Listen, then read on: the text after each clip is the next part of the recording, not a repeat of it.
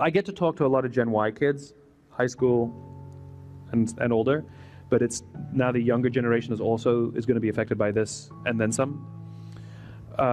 They are suffering, they are starting with a deficiency that is the responsibility, that we have to share responsibility in helping them overcome.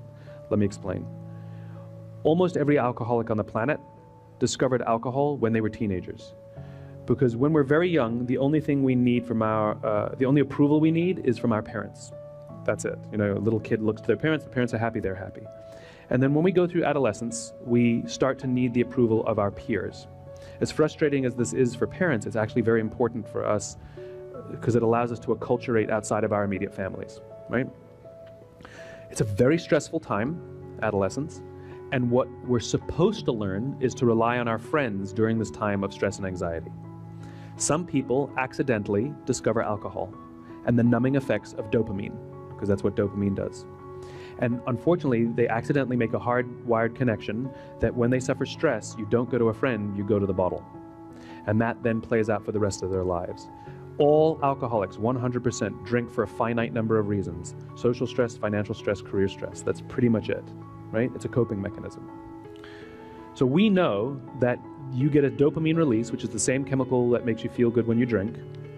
We know that you get a dopamine release when your phone goes buzz or beep or flash or, you know, bing. We know that you get that when you get social media alerts as well. And so what's starting to happen is these kids, as they're going through adolescence, nobody has recognized that the device is actually addictive. And so what we're actually doing is creating an entire generation of mini little addicts that are getting hardwired to believe that their sense of self-worth and their sense of coping comes from the device and not from another human being. That's why they suffer real stress when they lose followers. And they get real joy when they gain followers. Like the number of responses they get or likes that they get are real, those stresses. When they suffer, when they're feeling a little bit down, we do the same thing. When you're feeling a little down, you send out 10 texts hoping to get one back. And what's happening is because the device is so, can I borrow someone's phone? Thank you. Here's what happens. The kids are walking around with them all the time. I now see girls walking around like this. Like they're not even holding them down here, it's like this. And I see boys walking around like this. This is just how they walk. It's here. It's not here. And they put it on the table in front of them. And here, let me show you what I mean. There's a subconscious effect on the people around us when we have our phones, and we're all guilty of this. What if I'm holding my phone? It's not tweeting, it's not buzzing, it's not beeping, and I'm not checking it. I'm simply holding my phone. Do you feel that you're the most important thing to me right now? No, you do not. And this is an artificial environment, simply by holding the phone. Which means when we show up to a meeting and we put our phones on the table, it says to the rest of the people in the room, you're not the most important thing to me right now. And by the way, putting your phone upside down is not more polite. When we show up for dinner with our families, when we have to have a conversation with one of our students, when we have to have a conversation with a parent, and we put a phone on the table, it says, this is not the most important thing to me right now. You felt it. And so the most important thing to do is to get rid of the device when you're engaging with another human being. So when somebody says, can I ask you a question? And you go, what's on your mind? Because what it says is, you have my attention. Remember that those chemicals, when somebody says, when we feel that somebody actually cares about us. And if you don't have a pocket, you go to a shelf nearby, you put it down, you say, what's on your mind? When someone comes into your office, you put the phone in the desk, you turn off the monitor, you shut the laptop, you say, what's on your mind, right? So what's happening is kids now, they go for dinner with each other, hang out with each other, the lunch table with each other, and the phones are out constantly. And not only they're just on the table, they're actually engaging with people instead of engaging with the people that they're with. And they're not actually learning, thank you, they're not actually learning how to make friends. They're not actually learning how to talk to people. So I've talked to many kids about this, that let's say they're using Google Maps to get somewhere, and their phone dies. They will spend more time looking for a charger than simply asking somebody where to go, because they're afraid to talk to people. And for slightly older ones, dating is the same. You know, you swipe right, and that's it, you can get a date, right? Like dating has been made so easy, it's instant gratification, and this is part of the problem. They're growing up in a world of instant gratification, where if you want to buy something, you go on Amazon, it shows up the next day. You want to watch a movie, you just log on and watch it. You don't check movie times. You want to watch TV, you don't wait week to week to week. You just binge watch over a weekend.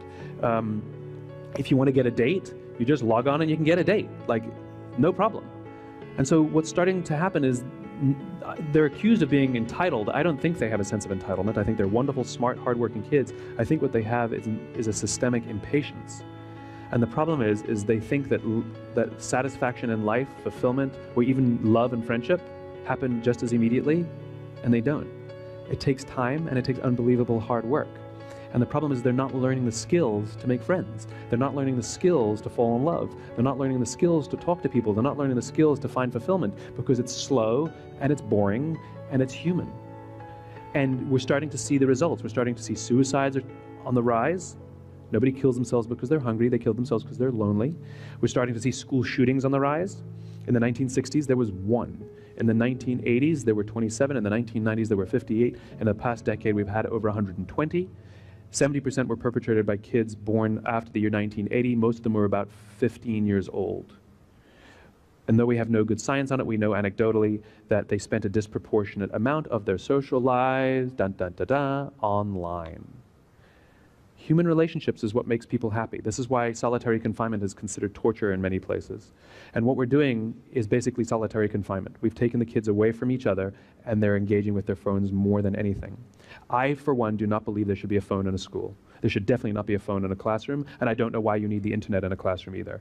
Whatever they're using, they can use. I do not understand, because and the reason I'm draconian about it is the same reason we take the alcohol out of the alcoholic's home, because you can't trust the willpower. It's too powerful. It is addiction. It is addiction. We aren't even good at putting our phones away. And so now you're going to ask a 12-year-old, a 10-year-old, and a 9-year-old to do it?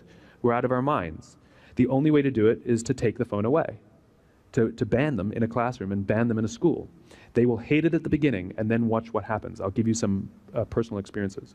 So when I go in to do workshops with people, I'll sit with a room full of executives, and the first thing I do is I take a bucket or a bowl and I walk around the room and I make them throw their phones in the bucket or the bowl. I get very dirty looks and they are not happy. These are some senior executives that go like this, right?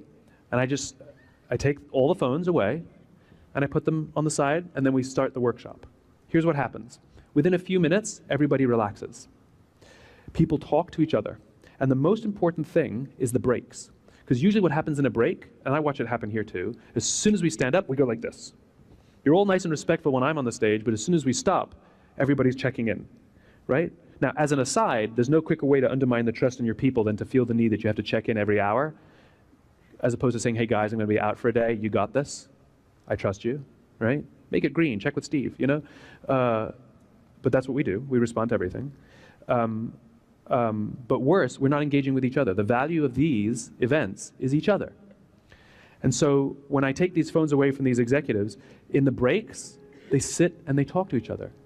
Nobody goes to get their phone. I made no rule that said they can't. I just put them away and put them on the side. They actually talk to each other. The quality of the workshop is always fantastic, and the best part is when they walk out, they actually are talking to each other on their way out.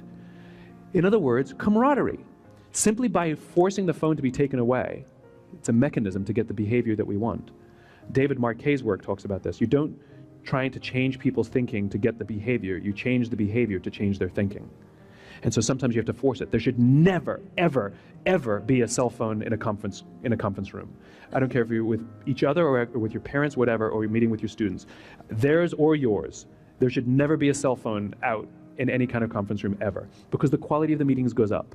And I promise you, even though people will grumble, and even though they'll hate it, and even though parents will say, what about an emergency? Here's what you do in an emergency. Call this number, it's the school. Tell us, little Jimmy, something happened to his grandmother, and we'll go get little Jimmy for you. Old school, right? Like, I got it, there's an emergency. That doesn't mean the kid has to have a phone on the whole time, because the negative impact is not worth the benefit.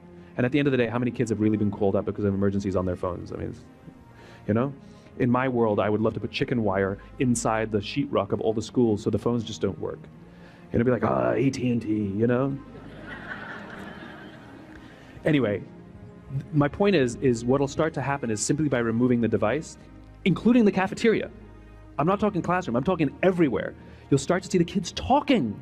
and learning how to communicate and learning how to build social relationships, learning how to talk to each other, learning how to talk to their teachers, learning how to talk to their parents.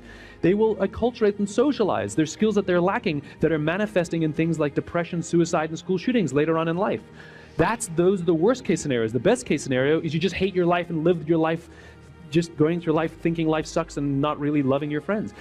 Colleges now are dealing with unprecedented numbers of people dropping out or taking leaves of absences because of depression. It all starts here.